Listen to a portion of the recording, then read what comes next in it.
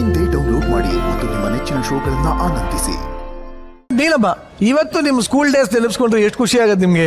ಅದನ್ನ ವಾಪಸ್ ನೆನಪು ಮಾಡ್ಕೊಂಡಿವಲ್ಲ, ಇವತ್ತು ನೆನಪು ಮಾಡ್ಕೊಂಡಿವಲ್ಲ, ಮರಕ್ ಆಗಂಗಿಲ್ರಿ. ಸಿಗ್ತಾರೆ ನಮ್ಮ ಸ್ಕೂಲ್ ಫ್ರೆಂಡ್ಸ್ ಎಲ್ಲ ನಿಮ್ಗೆ? ಕಾಂಟ್ಯಾಕ್ಟ್ನಾಗ ಅದಾರ್ರಿ, ಆದ್ರ ಎಲ್ಲಿ ಮತ್ತೆ ಸಿಗಲ್ಲ, ಅವಾಗಷ್ಟ ಸಿಗಲ್ಲ ಮತ್ತೆ. ಇವತ್ತು ನಿಮ್ಮ ಸ್ಕೂಲಿಂದ ಒಂದು ಸ್ಪೆಷಲ್ ವಿಡಿಯೋ ಬಂದಿದೆ. ಹೌದ್ರಿ? ನೋಡಕ್ ರೆಡಿ ಇದೀರಾ?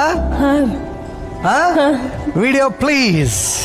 ನಾನು ಶ್ರೀ ಮುತ್ತು ವಿ ಪೊಲೀಸ್ ಪಾಟೀಲ್, ಶಿಕ್ಷಕರು Shri R D Desai Karnataka public school, ನೀರ್ಬುಜಾರ್ ತಾಲೂಕು ಬದಾಮಿ. ನಾವು ನಮ್ಮೂರ ಕಾರ್ಯಕ್ರಮದಲ್ಲಿ ನಮ್ಮ ಶಾಲಾ ವಿದ್ಯಾರ್ಥಿಗಳಂಥ ನೀಲಮ್ಮ ಹಾಗೂ ಮಲೆಯ ದಂಪತಿಗಳನ್ನು ಆಯ್ಕೆ ಮಾಡೋದಕ್ಕಾಗಿ ಧನ್ಯವಾದಗಳು. ನೀಲಮ್ಮ 2019 ಸಾಲಿನಲ್ಲಿ SLC ಓದುತ್ತಿದ್ದ ಒಬ್ಬ ವಿದ್ಯಾರ್ಥಿ. ನೀಲಮ್ಮ ಒಬ್ಬ ಒಳ್ಳೆಯ ವಿದ್ಯಾರ್ಥಿಯಾಗಿದ್ದು ಶಾಲೆಗೆ ಬರುವ ಮುಂಚೆ ಹಾಗೂ ಶಾಲೆಯ ನಂತರ ವಿಳೆದೆಲೆಗಳನ್ನು ಕಟಾವು ಮಾಡಿಕೊಂಡು ಶಾಲೆಯ ತರಗತಿಗಳಿಗೆ ಹಾಜರಾಗುತ್ತಿದ್ದರು. ಅದೇ ರೀತಿ ಅವಳು ತನ್ನ ವಿದ್ಯಾಭ್ಯಾಸಕ್ಕಾಗಿ ಬೇಕಾಗಿರ್ತಕ್ಕಂಥ ಹಣವನ್ನು ತಾನೇ ದುಡಿದು ಸಂಪಾದನೆ ಮಾಡಿ ಅವರ ತಂದೆಗೂ ಕೂಡ ಸಹಾಯಕಾರಿಯಾಗಿದ್ದಾಳೆ. ಇಂಥ ಒಬ್ಬ ಪ್ರತಿಭಾವಂತ ವಿದ್ಯಾರ್ಥಿಗೆ ಇನ್ನೂ ಹೆಚ್ಚಿನ ವೇದಿಕೆಗಳು ಸಿಗಲೆಂದು ಎಲ್ಲ ಶಿಕ್ಷಕರ ಪರವಾಗಿ ಶುಭವನ್ನು ಹಾರೈಸುತ್ತಾ, ಹಾಗೂ ಈ ಒಂದು ಕಾರ್ಯಕ್ರಮವಾದಂಥ ನಾವು ನಮ್ಮೂರು ಕಾರ್ಯಕ್ರಮದಲ್ಲಿ ಅವರು ದಂಪತಿಗಳು ಜಯಶಾಲಿಯಾಗಿ ಬರಲಿ ಎಂದು ಆಶೀರ್ವದಿಸುತ್ತಾ, ಈ ಒಂದು ವೇದಿಕೆಯನ್ನು ಹಂಚಿಕೊಳ್ಳಲಿಕ್ಕೆ ಸಹಾಯ ಮಾಡತಕ್ಕಂಥ ಜಿ ಕನ್ನಡ ವಾಹಿನಿಗೆ ನಮಸ್ಕಾರಗಳು. ಯಾರು ಪರಿಚಯ ಮಾಡ್ಕೊಡಿ ನಮ್ಗೆಲ್ಲ ಅವ್ರನ್ನ. ಅವರು ಮ್ಯಾಥ್ಸ್ ಹೇಳ್ತಾರ್ರಿ, ಪೊಲೀಸ್ ಪಾಟೀಲ್ ಸರ್ ಅಂತ ಹೇಳ್ರಿ. Police Patil sir, okay. Maths ಹೇಳ್ತಾರ್ರಿ ಅವ್ರು. ಖುಷಿ ಆಯ್ತಾ? ಗೊತ್ತೈದಿದ್ದಿಲ್ರಿ ನಂಗೆ, ಬಾ ದಿನ ಆತ್ರಿ ಸರ್ ಭೇಟಿಯಾಗಿ. ಬಹಳ ದಿನ ಆಯ್ತಾ? ವರ್ಷ ಆಯ್ತಾ? ಸ್ಕೂಲೇ ಲಾಸ್ಟು. ಏನ್ ಹೇಳಕ್ ಇಷ್ಟಪಡ್ತೀರಿ ನಿಮ್ಮ ಮಾಸ್ತರ್ಗೆ, ನಿಮ್ಮ ಶಾಲೆಗೆ? ಮಿನಿಮಮ್ ಒಂದು 15 ವರ್ಷ ಆಗಿರ್ಬೇಕ್ರಿ. ನೋಡಿದ್ದೀನೂ ಇಲ್ಲ, ವಾಪಸ್ ಶಾಲೆ ಕಡೆನೂ ಹೋಗಿಲ್ಲ. ನನ್ನ ನೆನಪಿಟ್ಕೊಂಡ ನನ್ನ ಸಲುವಾಗಿ ಒಂದು ವಿಡಿಯೋ ಮಾಡಿ ಕಳ್ಸಿರ್ಲ, ಭಾಳ ಥ್ಯಾಂಕ್ಸ್ ಹೇಳ್ತೀನಿ ಸರ್. Very good. ಇನ್ನು ಸ್ಕೂಲಲ್ಲಿ ಟೀಚರ್ಸ್ ಆಯ್ತು ಒಂದ್ ಕಡೆ, ಇನ್ನು ಫ್ರೆಂಡ್ಸ್ ಅಂದ್ರೆ ಯಾರು ನೆನಪಾಗ್ತಾರೆ ನಿಮ್ಗೆ? ಫ್ರೆಂಡ್ಸ್ ಎಲ್ಲರೂ ರೀ, ಸಿಕ್ಕಾಪಟ್ಟೆ. ಸ್ಕೂಲ್ ಫ್ರೆಂಡ್ಸ್ ಅಂದ್ರೆ ಯಾರು ನೆನಪಾಗ್ತಾರೆ?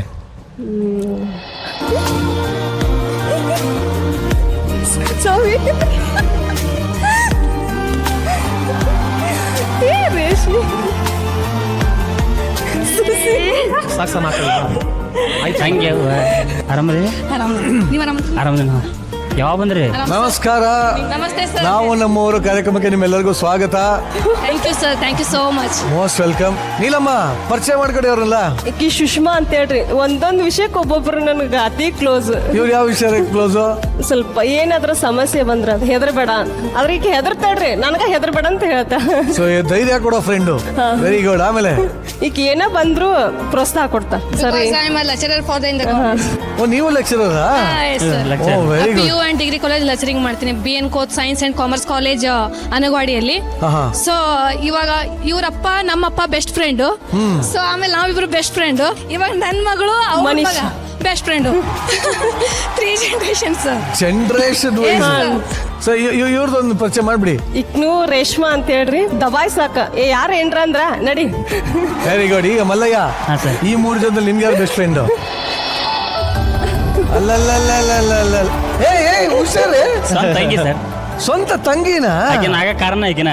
ಹೌದಾ? ಈಗಿನ ಮದುವೆಗೆ ಆಕೆ ಬಂದಿದ್ರು. ಆ ಮದುವೆ ಒಳಗೆ ಫೋಟೋ ತಗೊಂಡ್ ನೋಡಿದ್ದೆ.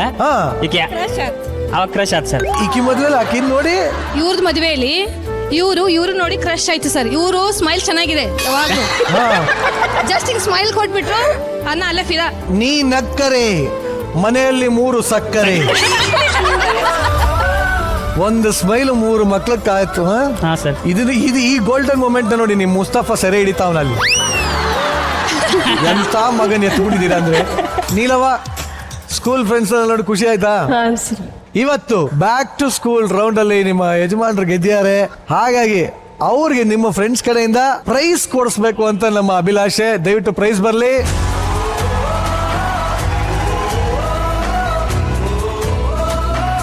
ಒಡೆ ತಿನ್ನುವ ಆಟದಲ್ಲಿ ರಾಜ್ಯಕ್ಕೆ ಪ್ರಥಮ ಸ್ಥಾನ ಗೆದ್ದಿರುವ ಮಲ್ಲಯ್ಯ ಹಾಗೂ ನೀಲಮ್ಮ ಅವರಿಗೆ ಅವರ ಸ್ಕೂಲ್ ಫ್ರೆಂಡ್ಸ್ ಕಡೆಯಿಂದ ಈ ಪ್ರಶಸ್ತಿ.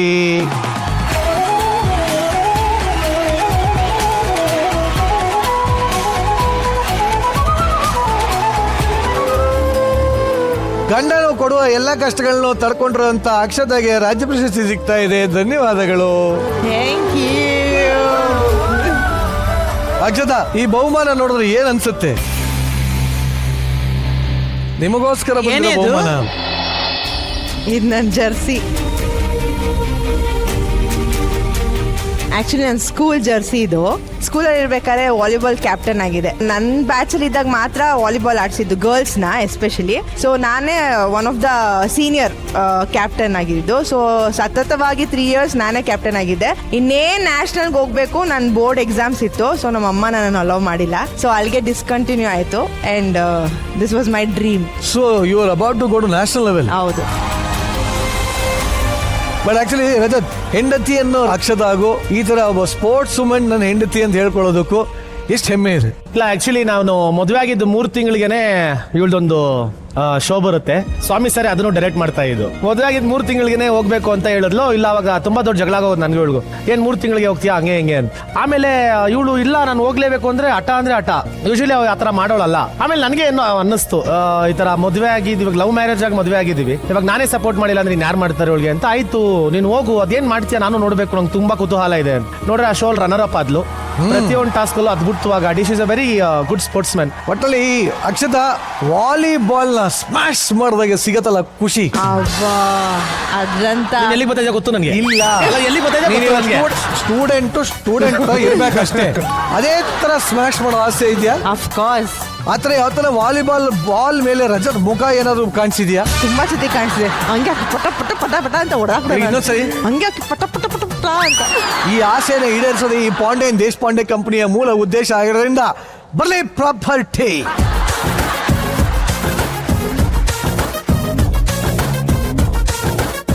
ಈ ವಾಲಿಬಾಲ್ ನ ರಜತ್ ಅನ್ಕೊಂಡು ಹೆಂಗೆಲ್ಲ ಸ್ಮ್ಯಾಶ್ ಮಾಡ್ಬೋದು?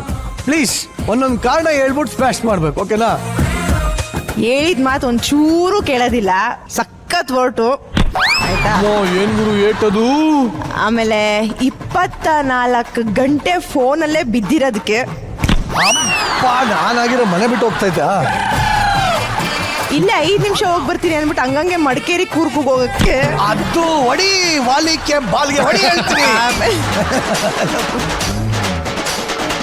ಒಂದ್ ಕೆಲ್ಸ ಮಾಡು, ಆ ಬಾಲ್ನ ಇಲ್ಲಿ ಇಟ್ಬಿಟ್ಟು ಹೊಡಿಬೇಕಾದ್ರೆ. ನನ್ನ ಮಕ್ಳಿಗಿಂತ ವರ್ಷದಲ್ಲಿ ವರ್ಷದಾಗ ಬಿಹೇವ್ ಮಾಡೋದಕ್ಕೆ.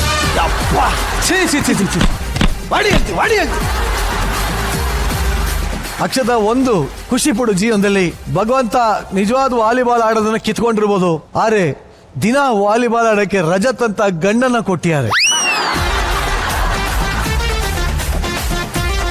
ಆಕ್ಚುಲಿ ಈ ತರ ಸ್ಪೋರ್ಟ್ಸ್ ಅಂತ ಬಂದಾಗ ಇದಕ್ಕೆ ಸ್ಪೋರ್ಟ್ಸ್ ಗುರುಗಳೇ ಹೇಳಿದ್ರೆ ಸರಿಯಾಗಿರುತ್ತೆ. ಗುರು ಶಿಷ್ಯರನ್ನ ಗುರುಗಳೇ. ನನಗೆ ಬಹಳ ಖುಷಿಯಾಗಿದೆ ಏನು ಅಂದ್ರೆ ನಿಮ್ಮಿಬ್ಬರ ಮಧ್ಯದಲ್ಲಿ ಇರುವಂತ, ನಿಮ್ಮಿಬ್ಬರ ಜೊತೆಯಲ್ಲಿ ಇರುವಂತ ಸ್ಪೋರ್ಟ್ಸ್ ಮೆನ್ಶಿಪ್ ರೀ, ಅದು ಬದುಕಿನಲ್ಲಿ ಬರೀ ಕ್ರೀಡೆಗೆ ಮಾತ್ರ ಅಲ್ಲ, ಬದುಕಿಗೂ ಅನ್ವಯ ಆಗುತ್ತೆ ಅಂತ